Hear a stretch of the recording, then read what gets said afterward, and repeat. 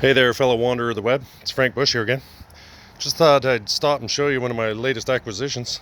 It's a GoSun Fusion. This is a solar cooker. It uses the power of the sun to cook food. It has a 3-liter capacity and can cook at temperatures up to 500 degrees Fahrenheit in full sun. Weighs about 14 pounds or so. You could easily take this thing camping with you, if you were just going vehicle camping.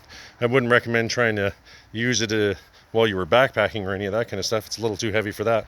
But GoSun does have a similar product for that called the GoSun Go, which weighs about 2 pounds. You can strap to your backpack pretty easily. But this is more designed to feed like a family of 4. I've got some rice and some dehydrated vegetables and beans and that kind of stuff into it, where I'm just going to cook myself off some lunch as kind of a test run. But I just thought I'd stop and show you GoSun Fusion. Good investment for long-term survival. Cheers.